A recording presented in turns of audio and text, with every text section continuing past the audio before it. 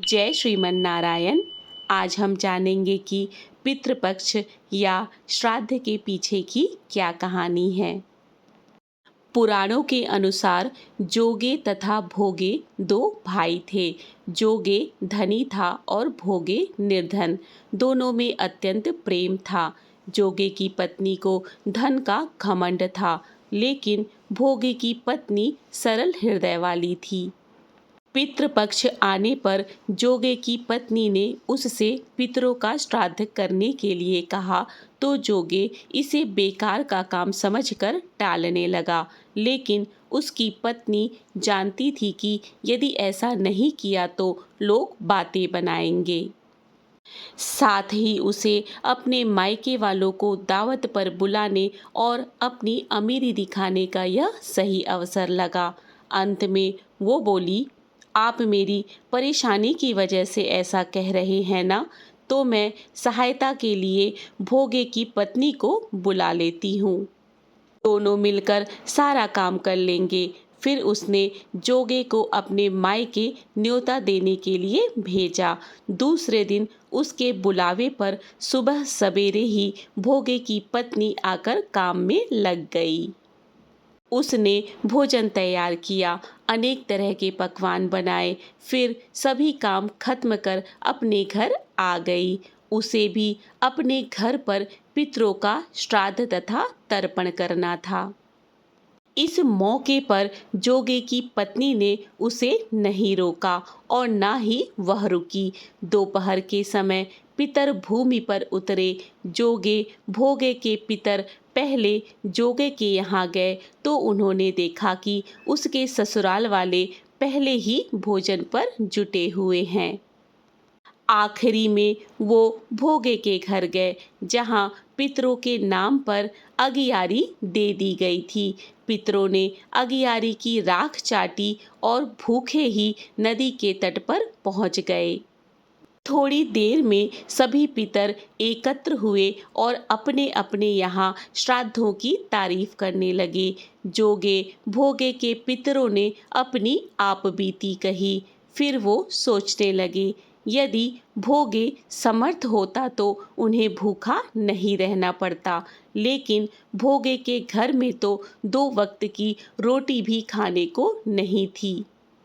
यही सब सोचकर उन्हें भोगे पर दया आ गई। अचानक वो खुशी से चिल्लाने लगे कि भोगे के घर धन हो जाए, भोगे भी धनवान हो जाए।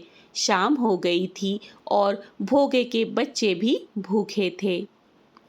उन्होंने अपनी माँ से कहा, माँ भूख लगी है।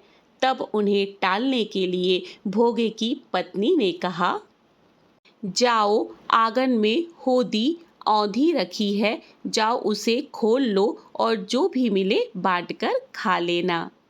बच्चे वहां जाते हैं तो देखते हैं कि हौदी मोहरों से भरी पड़ी है। वे दौड़कर माँ के पास पहुँचे और सारी बातें बताई। आंगन में जब भोगे की पत्नी ने यह सब देखा तो वह हैरान हो गई। इस तरह भोगे भी धनवान हो गया।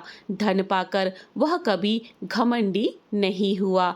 अगले साल का पितृपक्ष आया। भोगी की पत्नी ने श्राद्ध के दिन 56 प्रकार के भोग बनाए। ब्राह्मणों को अपने घर बुलाकर श्राद्ध किया, भोजन करवाया और दक्षिणा दी। सोने चांदी के बर्तनों में जेठ जेठानी को भोजन करवाया। इससे पितर बहुत प्रसन्न हुए और तृप्त हुए। इस तरह से पितृपक्ष की पौराणिक कथा पूर्ण होती है। एक कथा महाभारत के प्रसंग में भी आती है कि मृत्यु के उपरांत दानवीर कर्ण को चित्रगुप्त ने मोक्ष देने से इनकार कर दिया। तब कर्ण ने चित्रगुप्त से पूछा कि मैंने अपनी सारी संपदा सदैव दान पुण्य में समर्पित की है, तो फिर मुझ पर यह कैसा ऋण शेष रह गया है।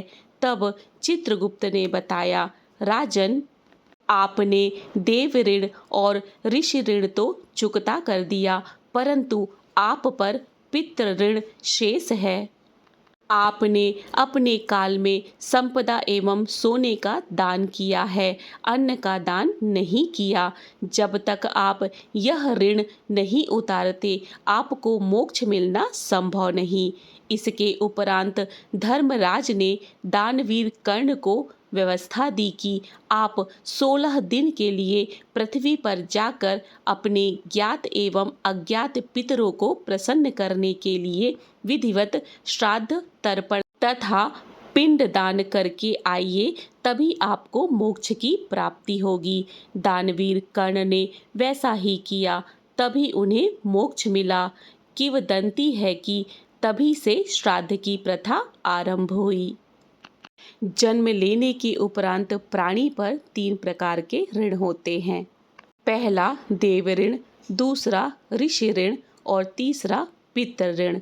पितृपक्ष के इन 16 दिनों में श्राद्ध प्रक्रिया में उपस्थित होकर पितृ तीनों ऋणों से मुक्त हो सकते हैं। किंवदंती है कि चंद्रमा की ऊर्ध्व कक्ष में पितृलोक स्थित है, जहाँ हमारे पितृ निवास करते हैं, जिन्हें हम आँखों से नहीं देख सकते। जीवात्मा जब इन स्थूल शरीर से पृथक होती है, तब उस स्थिति को हम मृत्युलोक कहते हैं। हिंदू मान्यताओं के अनुसार 1 वर्ष तक प्रायः सूक्ष्म जीव को शरीर नहीं मिलता। मोहवश वह सूक्ष्म जीव अपने परिवारजनों एवं घर के आसपास घूमता रहता है। श्राद्ध कर्म करने से उस सूक्ष्म जीव को तृप्ति मिलती है। इस अनुष्ठान में जब हम श्रद्धा से ब्राह्मण को भोज्य पदार्थ खिलाते हैं, तो हमारे पितृ तृप्त होते हैं। भगवान श्री कृष्ण ने भी कहा है कि आत्मा कभी मरती नहीं, ये बस एक शरीर से दूसरे शरीर में बदलती है। इसीलिए आप अपने पूर्वजों को जब भी कुछ अर्पित करते हो, तो वो उन्हें मिलता है। हिंदुओं में भोजन दान करना बहुत शुभ माना गया है। श्राद्धों के दौरान तो गरीबों को भोजन खिलाना ही चाहिए। इसके जरिए हमारे पूर्वजों को सीधे ये पहुंच जाता है। कहा जाता है कि इन दिनों यमराज की आज्ञा से आत्माएं जमीन पर आती हैं और अपने वंशजों की ओर से अर्पित किए गए भोजन का भोग करती हैं। इस तरह से पितृपक्ष की कथा एवं जानकारी पूर्ण होती है। जय श्री कृष्ण। राधे राधे।